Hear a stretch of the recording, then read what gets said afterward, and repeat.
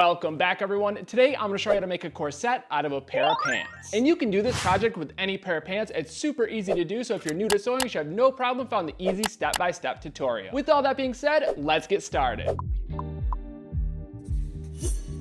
Getting started with supplies, you need one pair of pants, and you can use any style of pants for this project. We will be utilizing the inseam as makeshift boning for structure, so it's best to find a pair of pants that has a double or triple stitch. Most denim jeans will have this, so you should be good to go. The second item you'll need is eyelets, and you can get these in any size. I'm using a smaller size, so I'm going to use upwards of 20. If you're using a larger size, you'll need less, but we'll get more into this later in the project. And lastly, you'll need at least 1 yard of cord or drawstring. I'm going to be using a nylon-based paracord. It comes in a bunch of different styles, colors, and diameters. So if you go this route, you should be able to find something that works with your fabric.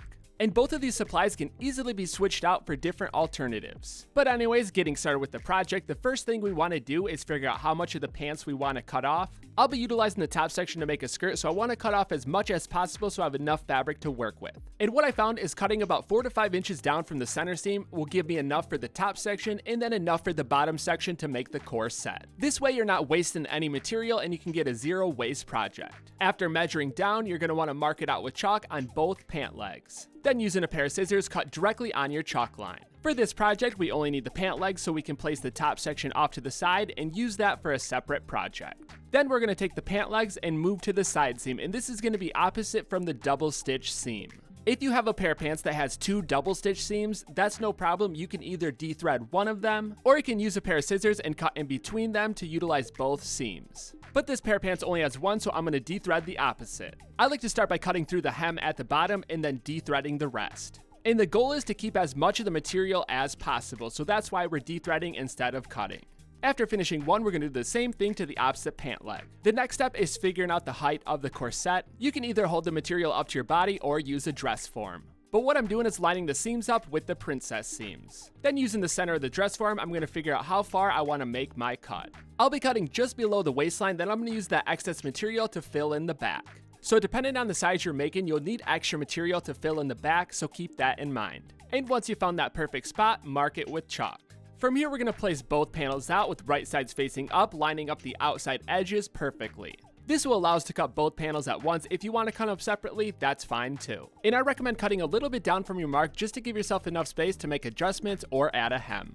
Using a pair of scissors, make your cut. After making the cut, we're going to utilize the top section as a reference so we can hem the top edge of the 2 bottom panels. For the moment, you can place one off to the side, and what we're trying to do is to make it look as similar as possible to the original hem. It's not going to look identical, but you want the depth to be fairly close. Roll the edge over twice, place a few pins so the raw edge is hidden. Look at how far the stitch is away on the original hem, and then repeat that for both of the new panels. I also try to match the thread color to the original to help blend everything together. As you can see, the original has more of a puckered look. This is typically done by a specific type of machine. I don't have one at my shop, so it's not going to look exactly the same, but once you get everything together, it's going to look good and close enough. If you do have the tools on hand, definitely try to make it as similar as possible. The next step is figuring out the circumference and how it's going to fit around your body, and the way I'm going to do this is putting it on the dress form. Again, I'm lining my top panel seams up with the princess seams and then moving around to the back, and doing the same thing with the bottom panels, lining the seams up with the back princess seams, folding in the excess fabric towards the center, keeping the hem at the top. You also want to keep both sides perfectly symmetrical. From here, we're going to mark the center back on both bottom panels, and this is where they meet after folding. Frame the dress form to the side and mark the side seam at the top and the bottom and connect both of those points. Repeat this process for the opposite side seam, and this will give us a better understanding so we can make the garment more symmetrical.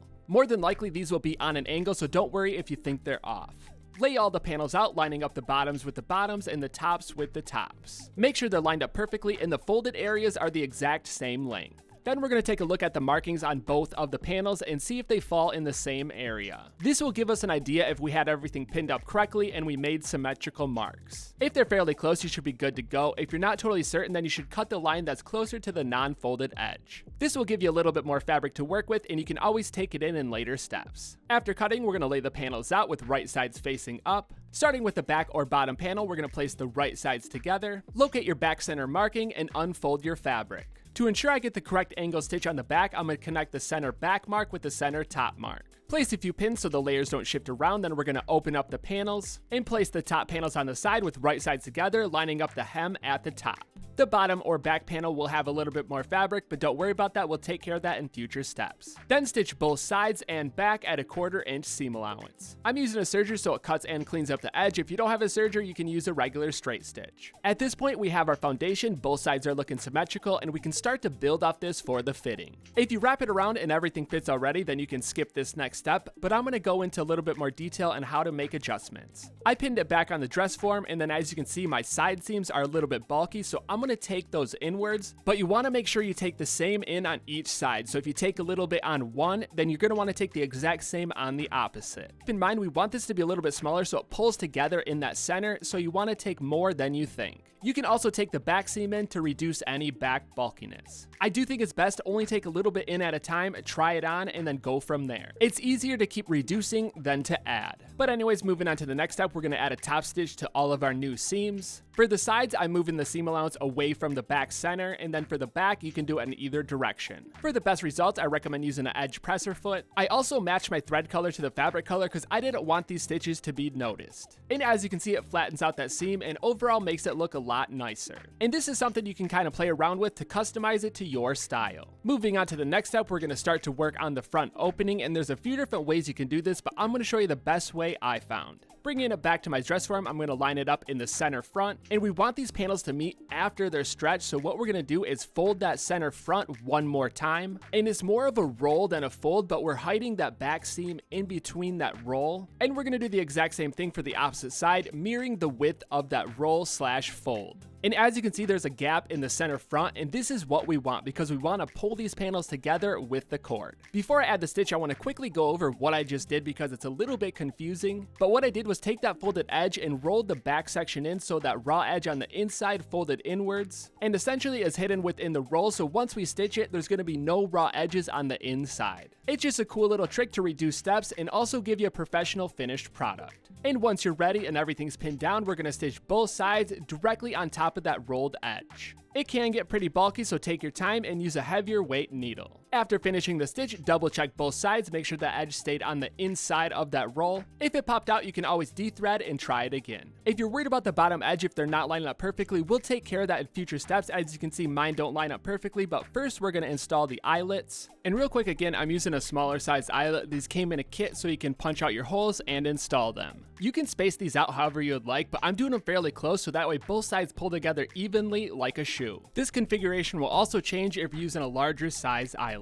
Before making the marks, line up the top edge, and as you can see, my bottom edge doesn't line up perfectly. This is totally fine because we'll be trimming this even in future steps. So for the moment, just base your spacing off the top edge. I like to take a Sharpie, place a dot in the center of each of the eyelets, remove all the eyelets, and do the same thing for the opposite side. I'm not laying the eyelets back out, I'm just going off my first mark. There's two different ways you can do this next step. You can either punch the holes or cut the holes out with scissors. For both methods, you're going to want to separate the fabric so you don't punch through the back side. If you're using scissors, snip the hole to the size of your eyelet. And if you're using a punch, just use a hammer and punch the hole. I'm going to be using the punch, but I don't want to ruin this table, so I'm going to do it off camera, and remember to do it for both sides. If you're wondering what size punch to use, it typically comes with the kit, so it should be designed for your eyelets. Then place the front part of the eyelet on the right side and then the backing on the back. This kit also came with a hammer die. Feel free to use that, pliers, or a press. And what you want to do is place the base on the right side of the eyelet and using the opposite side, hammer it in from the back. Then go ahead and repeat the step, installing the rest of your eyelets. If you are using a hammer die, it does take a little bit longer, so I recommend looking into a press if you plan on making a lot of these. At this point, we're ready to lace it up, so you can grab your cord or drawstring. And I'm just using a nylon-based paracord. It's super easy to find and it looks good. When it comes to lacing it, I'm going to do it exactly like a shoe, so I'm going to start at the bottom and work my way towards the top. This is another step that you can customize to your own look and style by lacing it up in a different configuration. I cut my cord on the longer side, so I'm just going to trim it down so I have about 8 inches hanging out the top eyelet. Feel free to make this longer or shorter for a different look. If you're also working with a nylon-based cord, the best thing to do is to melt the ends so everything's sealed shut. I'm going to take it one step further and use cord end caps. You can get these in a variety of different finishes and styles. They're very easy to install. All you have to do is slide them on, tie a knot, and then pull it back over the knot. If there's any cord hanging out the opening, you're going to want to trim it flush with the bottom edge and melt the snipped cord end one more time. If you like how it turned out, then go ahead and repeat this process for the opposite cord end. Like I said, these come in a ton of different styles, so you should be able to find something that works with your project. For the next step, we're going to move to the bottom edge and we're going to start to clean that up.